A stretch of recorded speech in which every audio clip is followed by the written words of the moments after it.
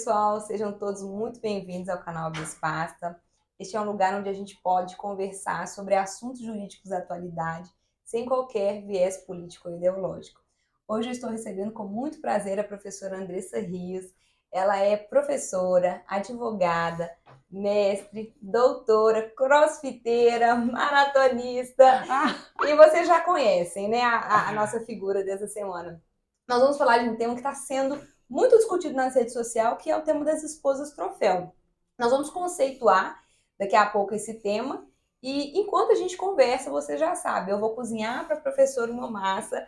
Hoje nós vamos fazer uma massa ao molho de camarão. Se vocês gostam, pretendem reproduzir essa receita, é só olhar na descrição do vídeo que tudo vai estar lá esmiuçado para vocês, tá bom? Professora Andressa, muito obrigada por ter vindo, viu? É um prazer enorme ter você aqui. Eu que agradeço, Rayane, pelo convite, por estar aqui nesse ambiente intimista, né, para desfrutar da sua presença, né, e para a gente discutir esse tema que é um tema aí da ordem do dia, né, que está sendo muito debatido e que nos traz reflexões muito importantes e bastante profundas, inclusive. Verdade. Então vamos começar, que eu já estou super ansiosa por essa entrevista. Não. Professora, na década de 50 era muito comum essa estrutura familiar, de o homem ser o provedor e a mulher ficar na casa cuidando da casa e dos filhos.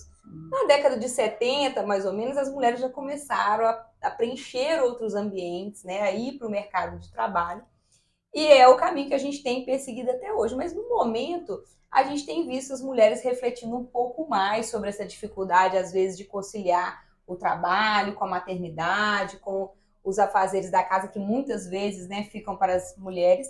E surgiu essa nova estrutura familiar aí, que é das esposas troféu. Eu queria que você explicasse um pouquinho para o pessoal o que é esse arranjo familiar, que não tem nada de novo, né? Na verdade, é um retorno ao passado. E explicar um pouquinho, já à luz do direito, o que a nossa Constituição fala sobre essa liberdade de formar a família de acordo com o interesse do casal, com o interesse da família. Sim. Explica para o pessoal? Sim, com certeza. Eu também fui surpreendida, Rayane, com essas trends. Eu sou das redes sociais, mas eu não sou muito do TikTok, não. Uhum. E, assim, essas trends da mulher troféu, né, dessa traditional wife, surge muito no TikTok. Sim. Né, muitas trends e tal, e assim...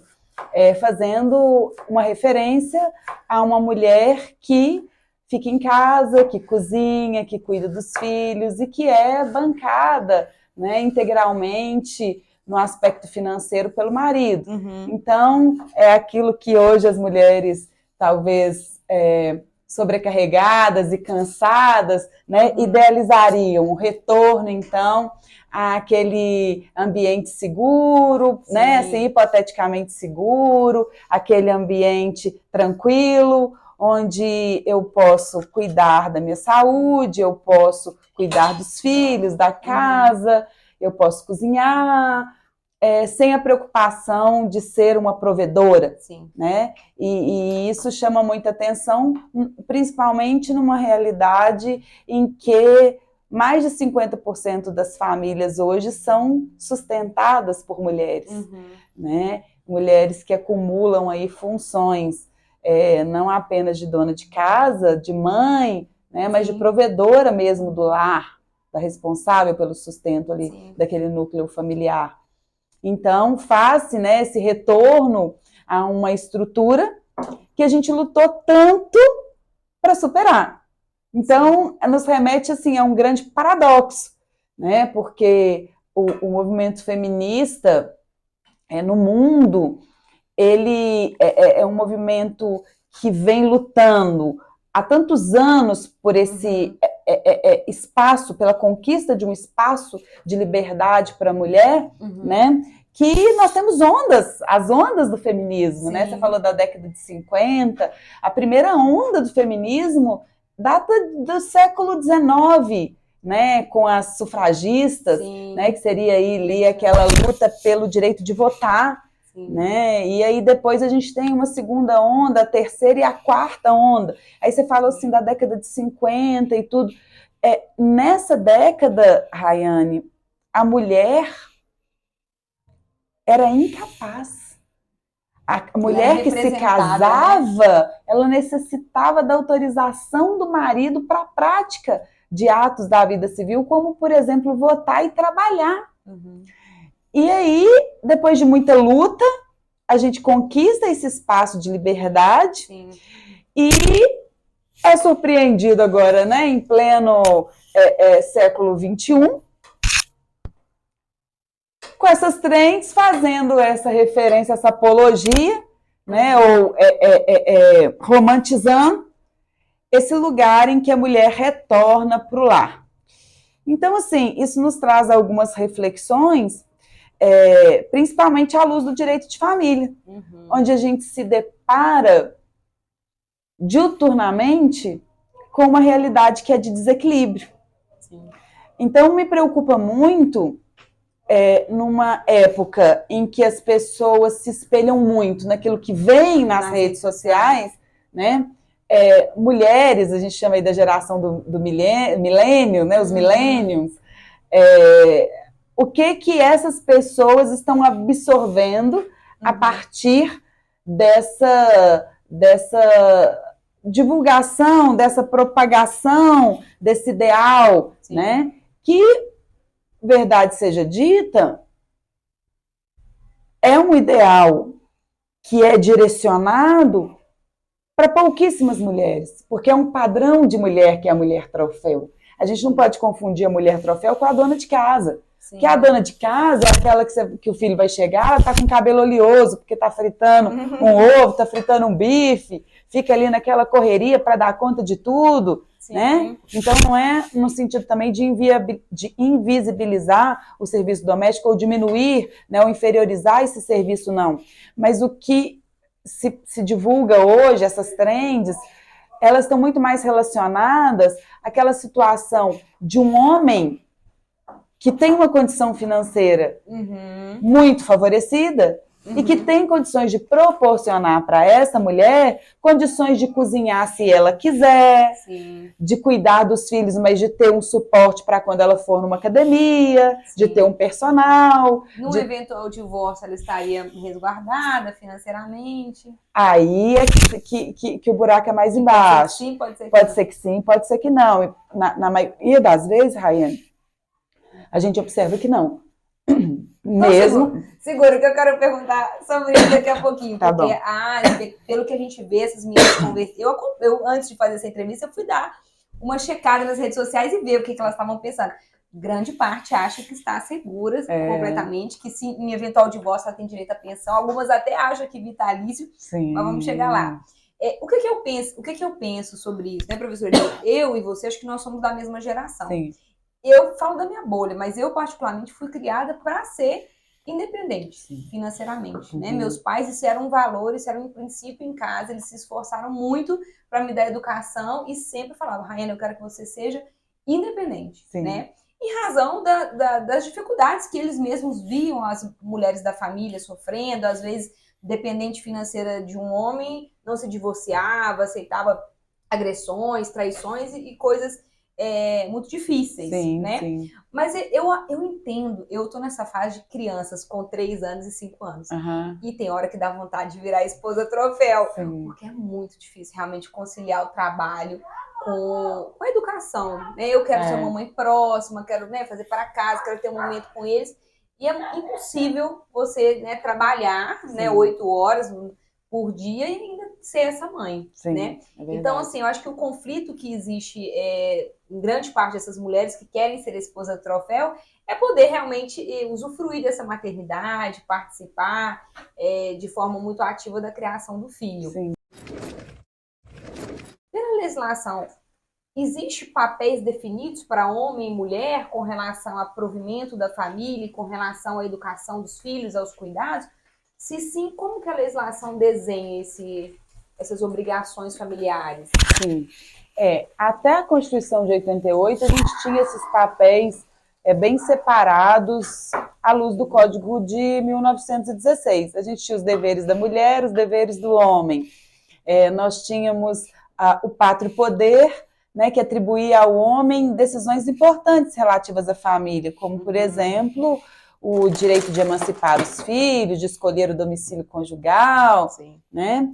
Então, a partir da Constituição de 88, que é uma Constituição democrática, ganha muita importância à luz, né, do princípio da dignidade da pessoa humana, a busca por uma igualdade, né? E essa igualdade não apenas entre homens e mulheres, em sentido amplo, mas também entre o homem e a mulher durante ou no curso da sociedade conjugal, né? Na constância de um casamento.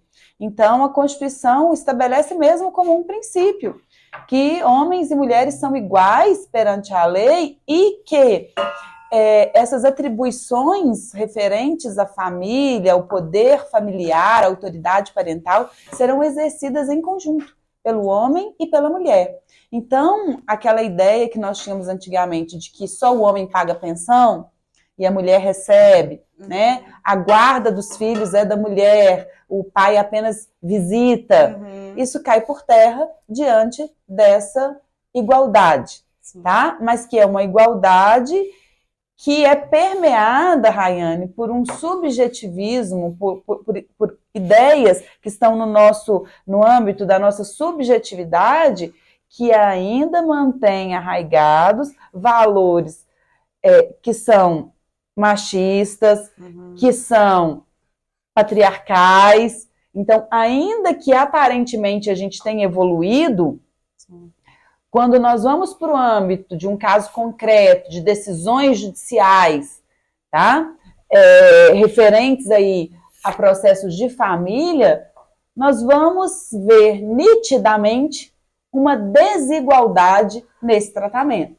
Né? Então, quando a gente fala, por exemplo, em pensão alimentícia, né, as mulheres troféu aí que têm, né, a certeza de que vão, em caso... A expectativa. De que, no caso do término do casamento, elas estarão amparadas.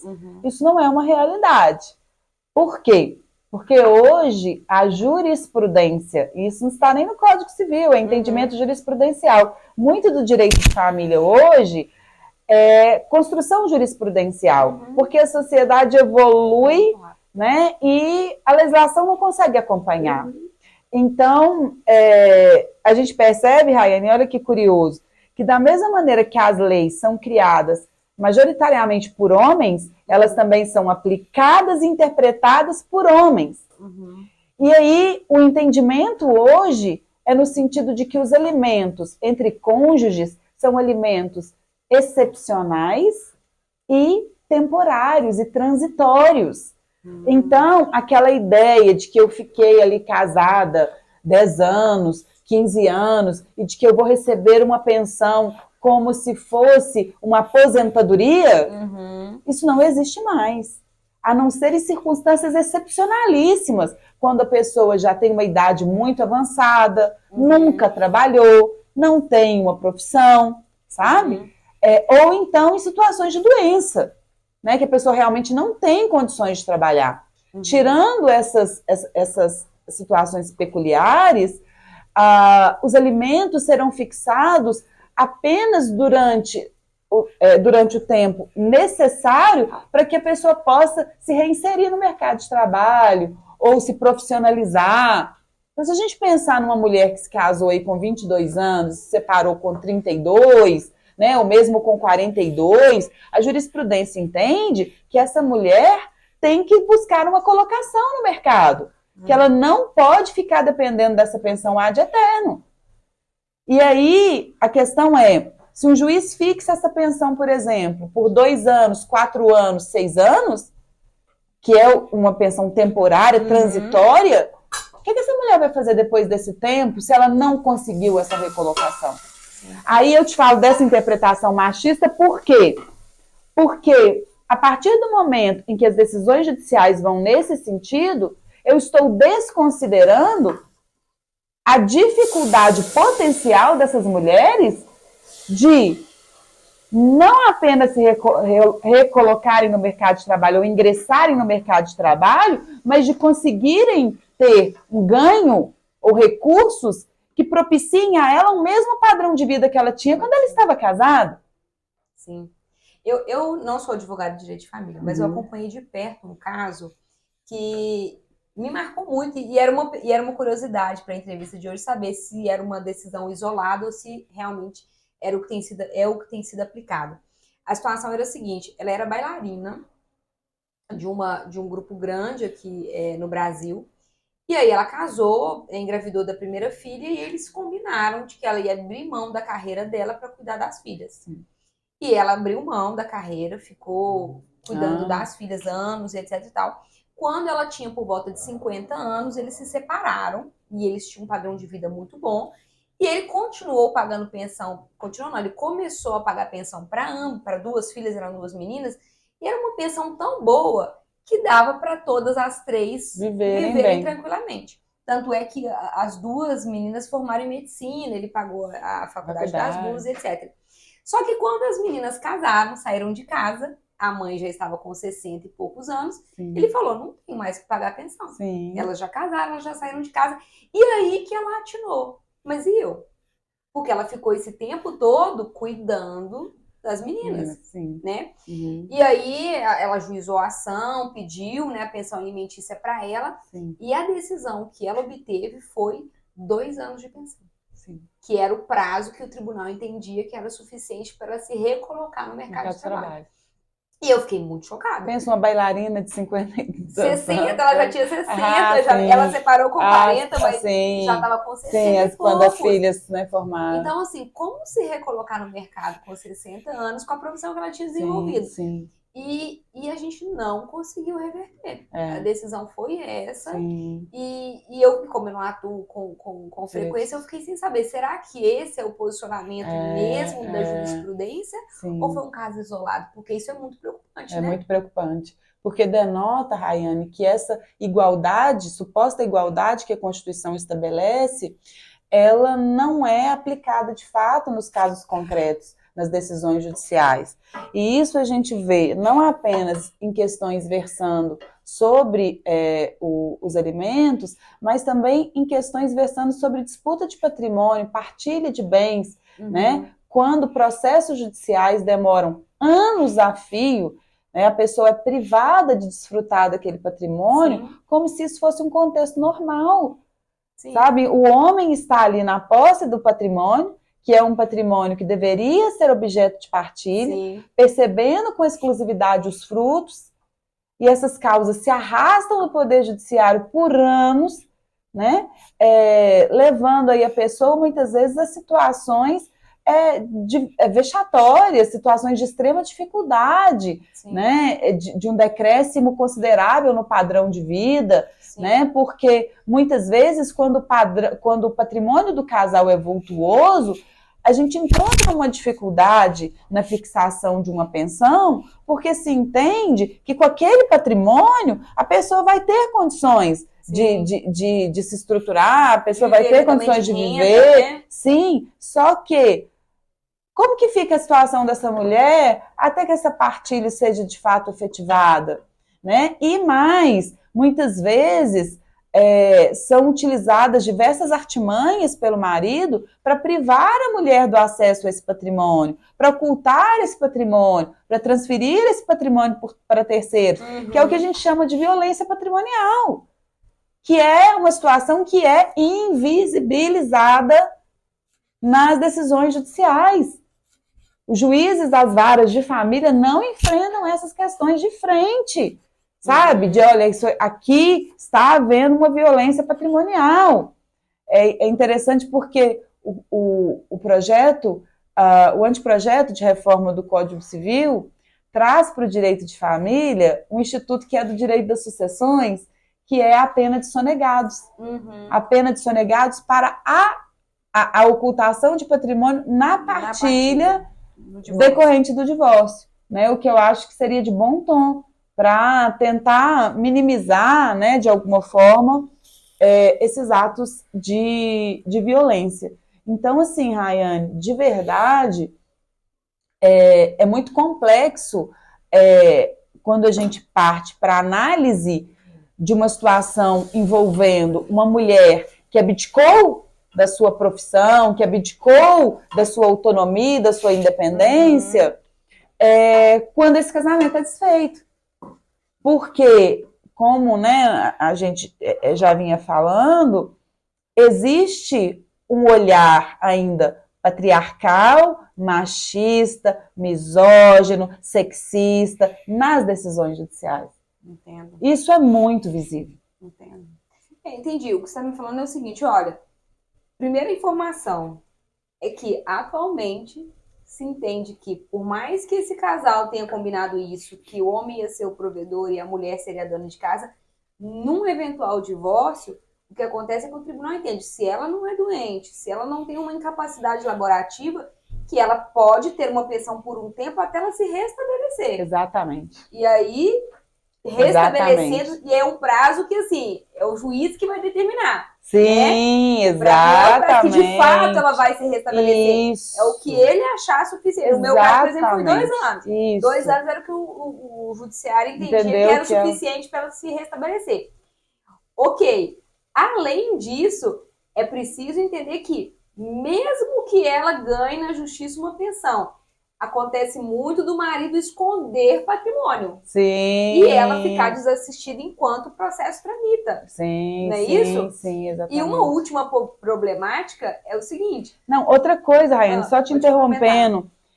Quando a gente fala em alimentos e no valor desses alimentos, normalmente, eu vou te falar assim, 80%, 90% dos casos, a pensão que é fixada não garante a mesma condição de vida. O mesmo padrão. O mesmo padrão. Não garante. Por mais que o Código Civil regulamente os alimentos que são ditos civis, que não são apenas aqueles necessários à subsistência, são aqueles alimentos que deveriam proporcionar para a pessoa o mesmo padrão de vida, a mesma condição de vida, né, que ela tinha quando estava casada. Isso não acontece na realidade. Na prática, isso não acontece. E até porque, Andressa, eu estou pensando aqui, para uma mulher que está fora do mercado do trabalho, que se dedica a cuidar dos filhos da casa, às vezes ela não tem nem documentos, às vezes ela tem dificuldade até de comprovar qual que é a situação financeira desse marido, exatamente. Né? Então, assim, e por mais que ela prove, né, o processo demora. Sabe por quê, Rayane? Porque quando a pessoa passa a ocupar esse lugar de dependência, a gente abre mão também de uma autonomia e de um espaço que é um espaço de fala, sabe? Que é um espaço de tomar as decisões, de participar das decisões. Então a gente deixa de ser protagonista da própria vida e passa a ser coadjuvante da vida do outro. Né? E aí, a partir do momento em que esse casamento termina, muitas vezes esse marido fez essa mulher assinar documentos, transferir, fazer empréstimos, por exemplo, hipotecas. Então, às vezes, a pessoa acredita que tem um imóvel, mas aquele imóvel está hipotecado e tem uma dívida, porque ele pegou o empréstimo no banco e deu aquele imóvel como garantia, ela assinou porque confiava nele. Já tive casos no escritório de uma mulher que outorgou procuração por instrumento público para o marido, e eles eram casados pela separação de bens, e ela era a famosa mulher troféu. Linda, maravilhosa. E ele, né, ostentava essa mulher, né, naquele padrão mulher branca, jovem, magra, porque tem um padrão também da mulher troféu, sabe, Rayane? A gente não vê mulher troféu negra, velha, idosa, sabe? De poucos recursos. A mulher troféu, ela tem um padrão, ou seja, é aquela mulher que vai ser ostentada pelo homem. Quando ele quiser apresentá-la, levá-la a um jantar, a um evento social, e ela está ali disponível, sempre bonita, bem cuidada, arrumada, descansada, né? Então não é também qualquer mulher que vai ocupar esse lugar de mulher troféu que a gente está vendo aí, né, hoje, nessas trends, exatamente. Então, essa mulher, muitas vezes, ela não tem conhecimento de fato dos negócios que estão sendo praticados por esse marido. Às vezes ela acredita que tem um patrimônio, Rayane, mas está tudo em nome de terceiro. Não tem nada registrado em nome dele. Isso é uma dificuldade tremenda, porque os juízes nas áreas de família vão te remeter para as vias ordinárias. Eles não querem partilhar, discutir partilha de bens que não estão em nome da pessoa. Sim. E tem uma atriz famosa discutindo isso, eu esqueci o nome dela. Samara Filippo. Que ela fala que grande parte do patrimônio do marido dela estava em nome de familiares e na época ele justificava que era uma questão de tributação do Brasil. Mas no caso da Samara, ela ainda contribuiu, parece que ela tinha um apartamento, né? Uma coisa assim, ela contribuiu, né? E aí foi comprar a casa, mas não registrou a casa em nome de terceiro e tudo. Mas imagina só a mulher que fica ali 20 anos, 30 anos, porque o cuidado, Rayane, esse valor do cuidado, ele é invisibilizado. Sim. Né? Então, assim, mas na hora que vai discutir partilha, isso sim é nítido até mesmo na concepção que os juízes têm a respeito desses processos. Ela não contribuiu, então acha que levando um pouco já tá exatamente, que tem que fazer um acordo. Sabe, muitas vezes um acordo desproporcional, desigual, afinal de contas, quem trabalhou foi ele. Ela estava à toa, né? Exatamente, exatamente. Então, isso também é uma situação delicada, sabe? Essa visão de que a mulher não construiu. Sim. De que é dele. Que ela tá pegando o boi com a vaca e tudo, de levar uma pequena parcela daquilo, quando, na verdade, a depender do regime de bens, ela teria direito a metade. Sim.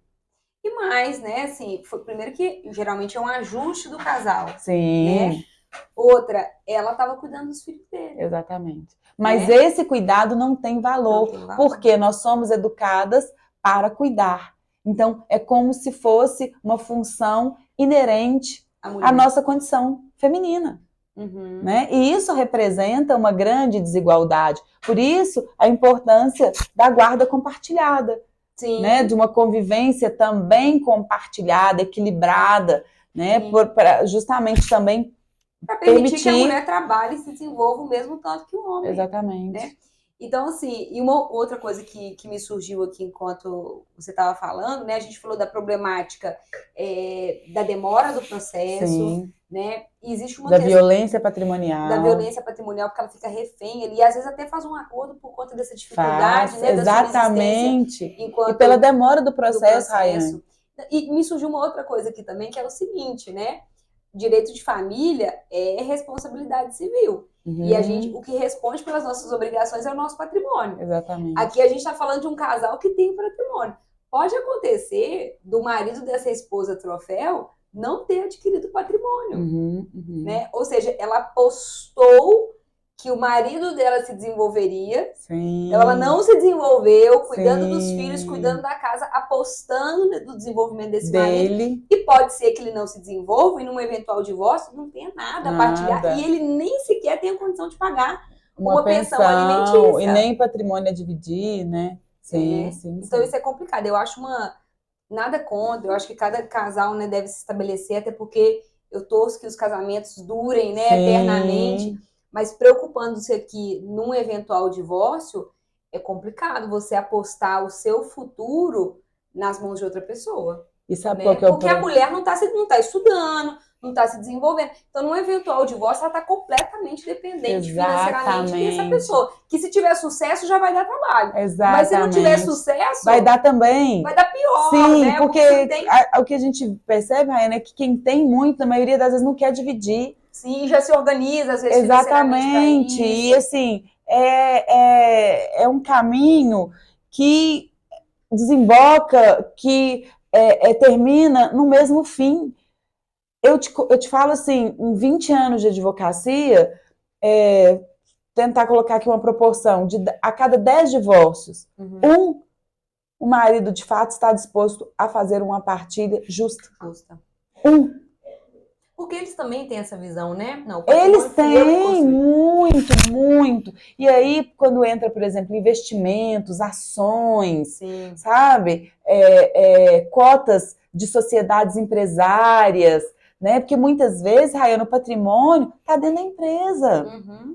Né? E aí, não, a empresa fui eu que trabalhei, eu que constituí. E vem toda uma dificuldade para partilhar isso, sabe? Uma apuração de haveres, uma dissolução parcial. Sim, e às vezes eles se organizam até para de fato construir essa empresa antes do casamento. Isso, para colocar o patrimônio em nome dela. Para o que for adquirido durante o casamento ficar no nome da empresa. Exatamente. Complicado, né, Andressa?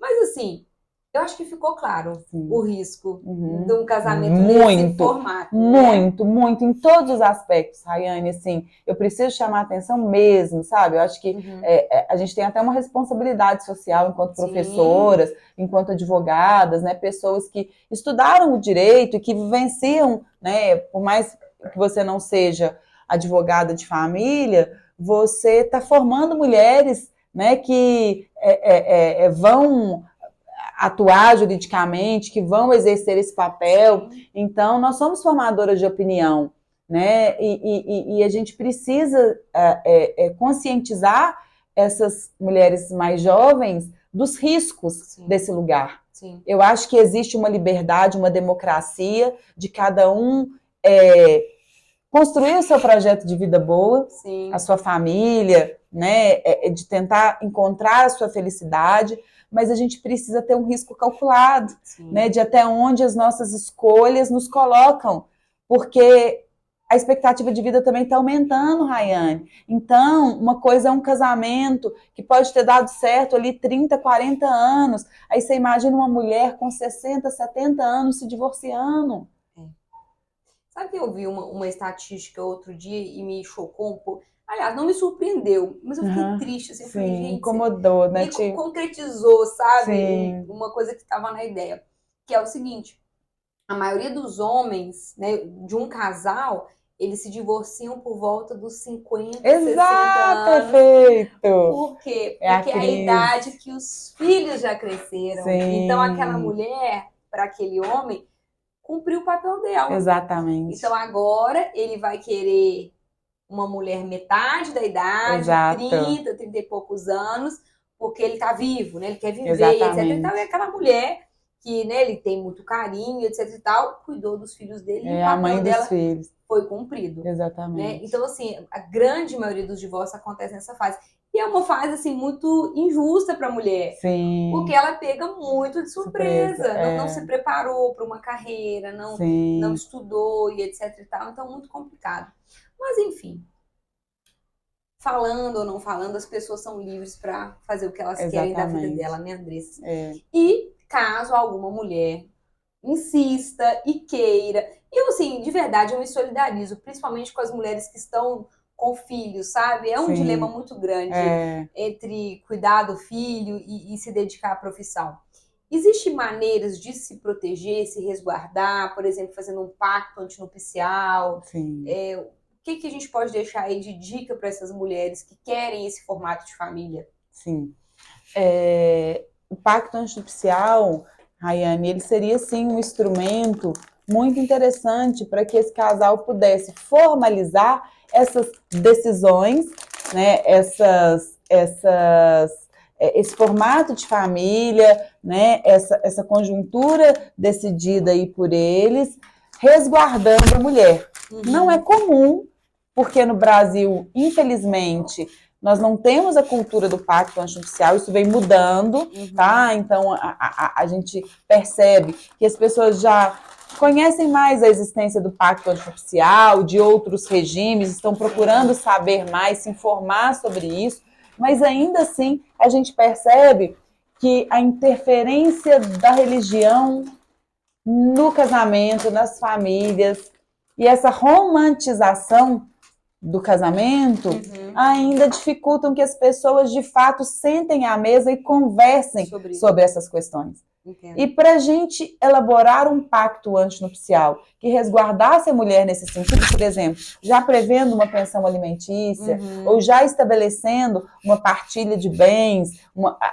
um resguardo da mulher quanto a, por exemplo, permanecer na casa em caso de divórcio, né, ainda que seja usufrutuária vitalícia do imóvel, que se destinasse à residência do casal, ter uma pensão alimentícia durante o prazo mínimo de 10 anos, por exemplo, não é uma realidade. As pessoas encontram uma dificuldade, uma barreira tremenda de falar sobre isso, como se falar sobre isso fosse uma antecipação de um divórcio, ou como se eu tivesse um mau agouro, como se eu já estivesse casando, pensando em me separar. Sim. Né? Sim. E a gente precisa entender que a separação, ela faz parte da vida. Sim. E às vezes, Rayane, ela não vem por um divórcio, mas ela pode vir pela morte. Também. Né? Como que fica essa questão sucessória? Os regimes de bens hoje têm efeito direto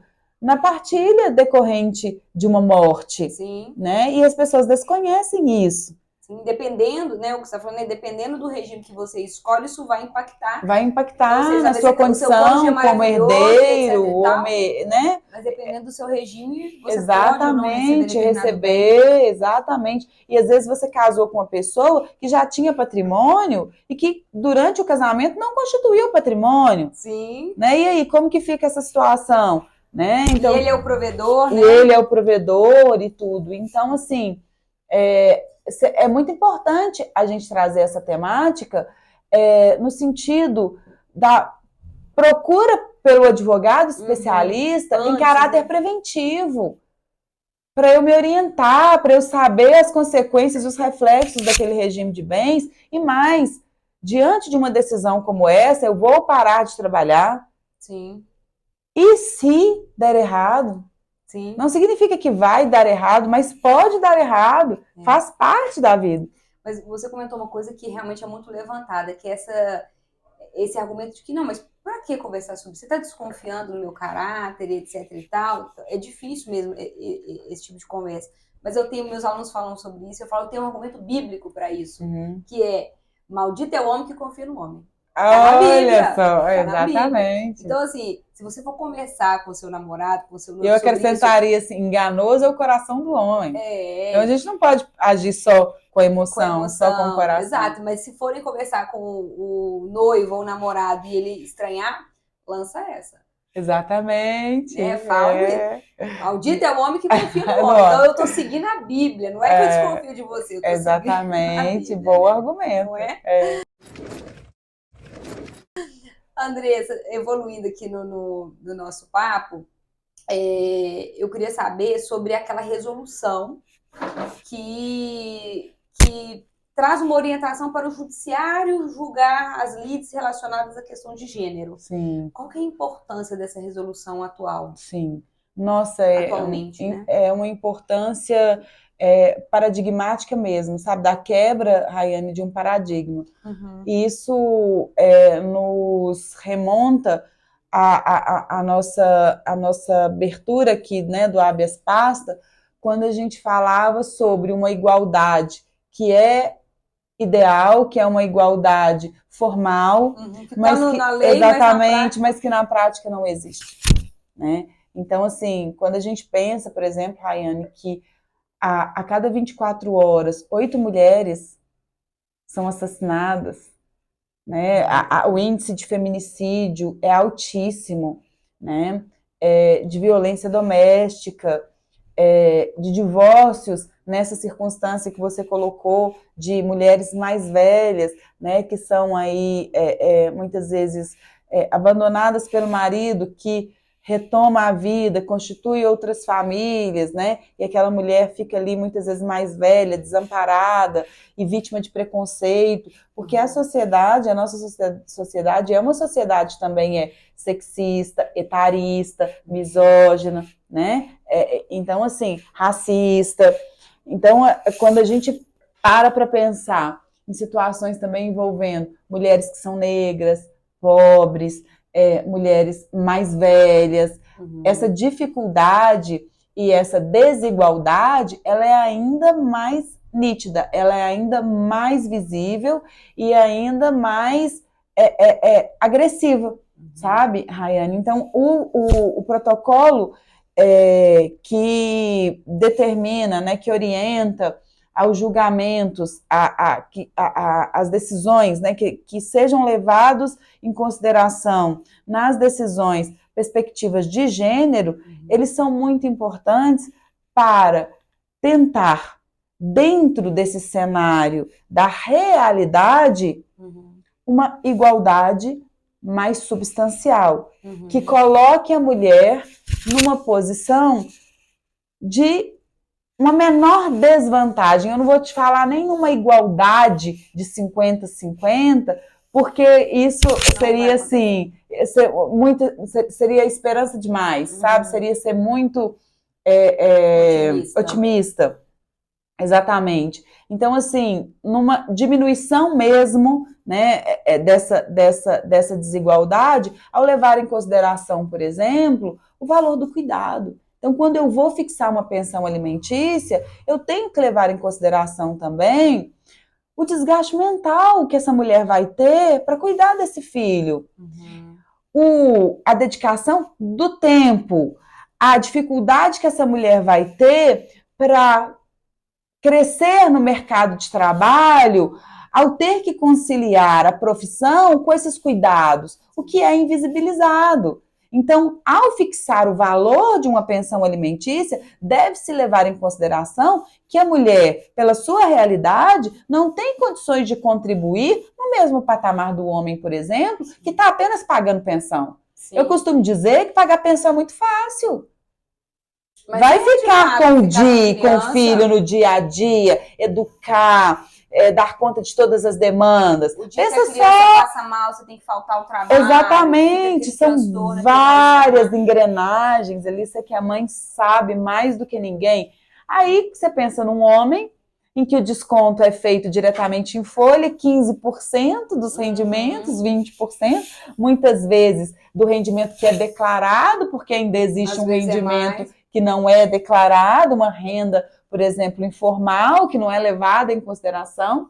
E esse cuidado não é só pesado na hora da fixação desse valor. Entendo. Sabe, de garantir justamente para essa mulher um conforto maior, uma tranquilidade de poder exercer esse cuidado. Sim. Eu entendo o que você está falando. E tem vários casos, inclusive no TikTok, mostrando que o homem vai pedindo guarda compartilhada para poder diminuir a pensão. Né? Ou acreditando que não vai ter que pagar a pensão. E realmente, essa tripla jornada que as mulheres enfrentam, né? Ter que manter o seu trabalho por conta da sua independência financeira, mas conciliar tudo isso com a educação dos filhos, que demanda muito, né? Sim. Visitar de 15 em 15 dias é muito diferente do que estar na rotina do dia a dia, né?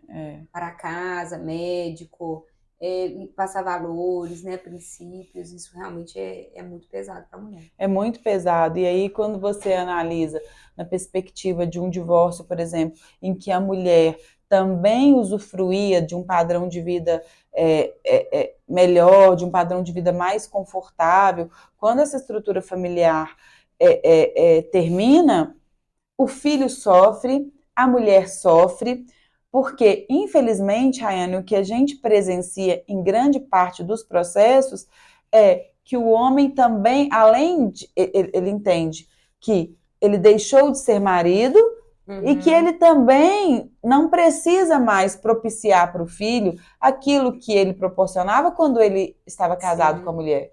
Então, é como se fizesse, agora eu vou fazer o básico. Não pensa no filho, em proporcionar ao filho uma melhor condição, de garantir ao filho, independente do divórcio, um melhor contexto, um melhor desenvolvimento, não. Por quê? Pela visão machista de que ele está sustentando a mulher, que ela vai estar com outro, que ela vai gastar o dinheiro com outro, né? Então, o cara quer fazer o mínimo. Exatamente, exatamente. Exatamente. Então, venha, né, esse protocolo justamente para orientar os magistrados, que em sua grande maioria, Rayane, são homens. Sim. Olha só para você ver, o STJ, em 30, 35 anos aí de existência, em sua composição, 103 ministros e 12 ministras. É muito pouco. E aí, se a gente analisa isso também no âmbito do poder legislativo, sabe? Das pessoas, dos parlamentares que vão elaborar as leis, né? E daqueles que vão aplicar as leis, é muito gritante essa desigualdade. Sabe, assim, totalmente chute, não tem nada de estatístico. Mas eu não sei se você já percebeu isso. Na faculdade, pelo menos nas faculdades que eu lecionei, tem mais alunas mulheres do que homens. Sim. E assim, eu fico pensando, será que isso vai virar? ou se de fato não vira nunca, porque a mulher depois da faculdade casa, arruma filho e aí dificulta muito mais a aprovação no concurso público.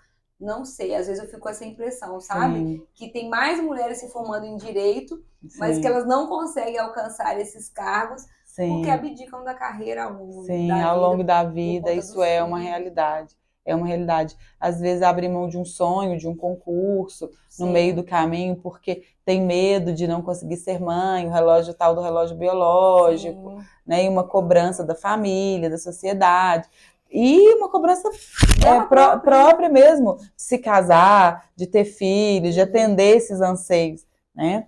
Que muitas vezes representam ali para ela a morte de sonhos, de expectativas, de uma independência, Sim, né? Então sim. existe também, Rayane, apesar, eu sou igual a você, assim, muito triste quando eu tenho notícia de um fim de um casamento, eu acredito na família, Sim. sabe? Mas, ao mesmo tempo, ao longo, né, da minha vida, tanto no âmbito pessoal quanto profissional, eu tenho uma percepção muito nítida de que o casamento é muito bom para o homem em termos financeiros, sabe? Em termos de crescimento, em termos de estrutura. Ou seja, ele tem ali todo um aparato, todo um contexto que é muito favorável para o desenvolvimento, para o crescimento dele. De ser cuidado e de ter toda a liberdade de se Exatamente, desenvolver, né? exatamente. E é muito engraçado, eu brinco porque eu ainda tenho conhecidas, né, tias, parentes, etc., que são desse formato, sei lá, década de 50, Patriarcal, em que né? o homem é o provedor e elas são as cuidadoras da casa e dos filhos, né? Sim. E aí o que eu percebo muito? Do lar, a famosa do A lar. preocupação da esposa no sentido, nossa, ele trabalhou o dia inteiro, ele deve estar cansado, até servir o prato do marido ela serve, Sim, né? E eu, que já trabalhei, né, fora, e hoje em dia tenho uma rotina também com as crianças, acho infinitamente mais difícil ficar em casa com as crianças, mais desgastante, mais exatamente. cansativo do que trabalhar Muito, fora. muito, muito. 9, 10 horas no escritório não se compara a 9, 10 horas cuidando de Sim. uma criança, ainda mais os meus, que são de idade pequena, porque é risco de morte iminente o A dia todo inteiro, né? Uma momento. tensão, é É, muito cansativo. é, E eu, assim, por experiência própria, eu particularmente acho muito. Eu quero ficar com os meus filhos, fico porque eu sim. quero. Mas pensando no cansaço Sim, é físico e muito mais mental, é extenuante, né? muito mais desgastante ficar em casa, cuidando da casa e dos Sim, filhos, do que no do escritório que 12 horas. exatamente, exatamente. E esse trabalho precisa ser valorizado, né? A Sim, gente teve aí, não sei se foi no último Enem ou no penúltimo, como o tema da redação, justamente, sim. né? Trabalho invisível. O trabalho invisível da mulher. A gente precisa falar sobre isso, Uhum. né? Porque a mulher sempre é colocada nesse contexto do cuidado, mesmo não sendo casada, Rayane. Porque é os Sim, pais que envelhecem, é a mulher que vai que cuidar, cuida. né? É aquela mulher que ficou solteira, um irmão adoeceu, é ela que vai cuidar. A Sim, responsabilidade desse cuidado é sempre da mulher, e um cuidado não remunerado, não sim, remunerado, não sim, valorizado, né? sim. E, assim, é muito comum essa questão dos pais que envelhecem, geralmente é a filha que cuida, né? É, E geralmente quando só filhos homens, os homossexuais também costumam tomar a frente, né? é, E também num casamento, assim, é muito comum a gente ver num casal, quando o homem de alguma forma fica debilitado, a mulher a cuidar. mulher E cuida, muitas vezes, quando é a mulher, o homem o abandona. homem abandona. Isso é uma É uma verdade. realidade É uma triste, realidade. né? E é uma realidade. É. E cultural, né? É A cultural. questão é que é É cultural. cultural. O homem não é educado, não é ensinado a cuidar, né? Uhum. Então, esses ingredientes todos que são do âmbito é, da história, da sociedade mesmo, das construções, né? Dos valores que somos ensinados desde quando nascemos, elas são trazidas para dentro desse protocolo e ele tem um caráter muito pedagógico, sabe, Rayane? Sim. Dessa desconstrução, da gente conseguir, de fato, enxergar que essa igualdade constitucional, na prática, ela não existe. Ela é uma igualdade formal, Formal. mas material. Pretende-se ser material, Sim, mas que na realidade a gente ainda não alcançou essa sim. igualdade material. E muito até porque, assim, como eu te disse, aqueles que vão interpretar a lei e que vão elaborar essa lei são homens. E olha que curioso, né? Rayane, você sabia que mesmo quando a gente fala num processo eleitoral, a maioria das mulheres, ainda que hajam candidatas mulheres, elas votam nos homens. Acredito. Né? Então, assim, existe, até nesse contexto, uma validação. Sim. Né? E essas mulheres, normalmente essas mulheres que ocupam esse lugar de mulher troféu, elas costumam, junto com eles, junto a esse lugar, fazer uma referência muito nítida a valores que são de conservadorismo. Uhum. Né? De pregar realmente ali que as decisões são do homem, que ela se submete, sabe? Que ela cuida do marido, que ela cozinha para ele. Essa divisão de papéis, essa divisão de papéis, mas muito direcionada ao protagonismo dele. Eu vou cozinhar para ele. Tem até uma... Eu não vou lembrar o nome dela aqui, mas ela é uma influencer, é do TikTok, também posta vídeos diariamente, mas ela não é brasileira. É a Bailarina Farm?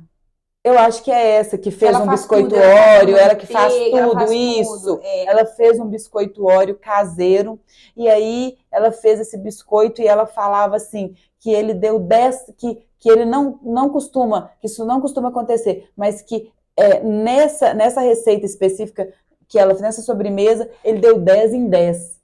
Então, quer dizer, veja só, né? Ela é avaliada por ele assim, olha que máximo, ele me deu 10. Isso é um feito, porque ele não costuma me dar 10 em 10. Sabe? Então, a pessoa está ali para atender ao desejo, à expectativa, aos anseios do outro. Qual que é o meu lugar nessa relação? Né? E quando é que eu serei cuidada? Quando é que as minhas escolhas serão valorizadas, serão vistas, né? Serão priorizadas. Não se fala sobre isso. E aí é bem pernicioso porque essas influencers que têm muitos seguidores e que têm, né, não sei quantas milhões de visualizações em seus vídeos, num caso de um divórcio, se você pensar, ela não vai estar desempregada.